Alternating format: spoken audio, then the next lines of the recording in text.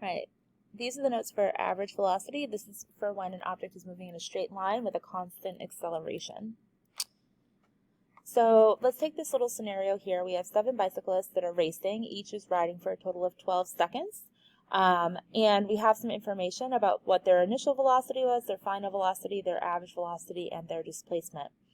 It should be understood that their initial velocity, so some of them are across the start line already moving, versus some that start at the start line from rest, meaning not moving at all. The final velocity is how quickly they're moving at the end of the 12 seconds. We have our average velocity and their total displacement, so how far away did they get? So let's look at that and answer some questions. So first off, who went the furthest?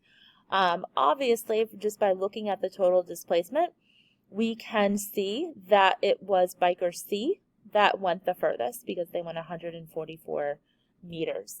Who was going the fastest at the end? That we're going to look at the final velocity, and it would be biker F. Biker F is going 20 meters per second at the end of that 12 seconds. Next, let's look at what we noticed about the average velocities when comparing them to their initial and final velocities. So let's look at biker A. The initial velocity is 8, the final velocity is 8, the average velocity is 8.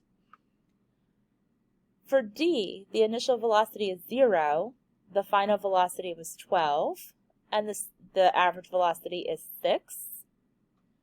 And G, the initial velocity was 14, the final velocity was 6, so that would be a change of 8. And their average velocity is 10. So what we should notice when we're comparing these velocities is that it's the average of the two. We take the average of the two velocities, the initial velocity and the final velocity, and the average velocity is going to be the average of those two velocities. Next question, which statement is true? The biker with the greatest initial velocity always wins, the biker with the greatest average velocity will always win, or the biker with the greatest final velocity will always win. Well, let's look at the biker with the greatest initial velocity. So the biker with the greatest initial velocity is biker G. Definitely did not win because it did not make it as far as biker C. The biker with the greatest average velocity, so the average velocity would be C, biker C. Okay, so they won. Or the biker with the greatest final velocity. Well, the one that had the greatest final velocity would be biker F, but again, they did not get as far. So if we were to say which one of these would be true, it would be B. Whoever has the greatest average velocity will always win or go the furthest in a certain amount of time. Now let's think about how could displacement be calculated, remembering that this is a 12-second race. So we have a displacement of 96 for biker A, a displacement of 120 for biker B, 144 for C, 72 for D, 96 for E, 120 for F and G. What do we notice about F, G, and B? All three have an average velocity of 10. For E and A, both have an average velocity of 8 and both went 96 meters. So to find the displacement, it's always going to be the average velocity times the amount of time for the race. So with that, if I wanted to know if an initial velocity of 0, if the biker steadily gained speed, reaching a final velocity of 26, how far would she have ridden if it was a 12-second long race? First thing I would have to do is find the average velocity, so 0 plus 26. Find the average of that, so we're going to divide that by 2. We get 13 meters per second was their average velocity.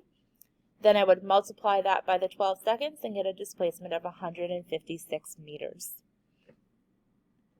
So let's get into the nitty-gritty notes of this about average velocity. So first off, if an object is moving in a straight line and is either speeding up or slowing down at a constant rate, we are able to calculate their average velocity. This will also allow us to help calculate how far the object has traveled. So to find average velocity of an object moving in a straight line, we're going to use this equation.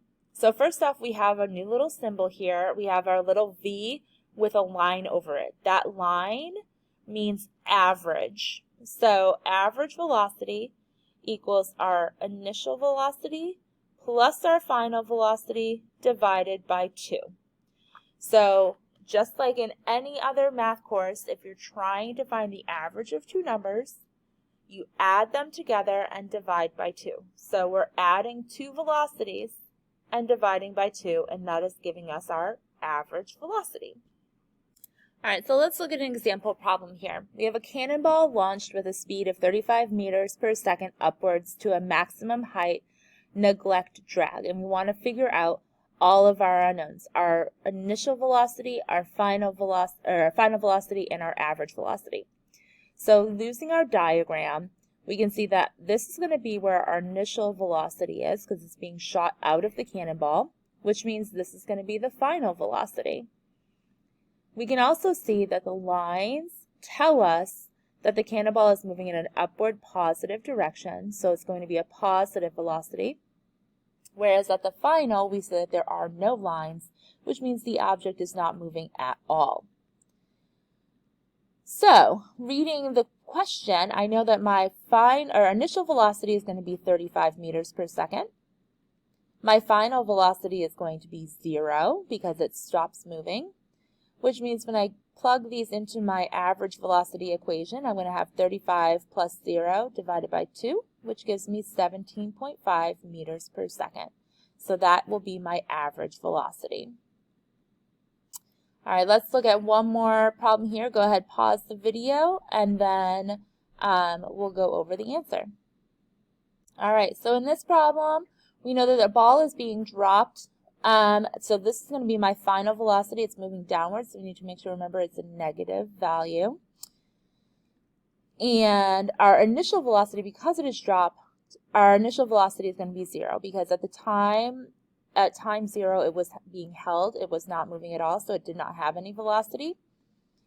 And it averages 11 meters per second, which means that that's going to go into my average velocity. But again, because it is falling, we want to remember that it's going to be a negative value. So my average velocity is negative 11. Using my equation, in order to find my final velocity, I'm going to have 2 times my average minus my initial.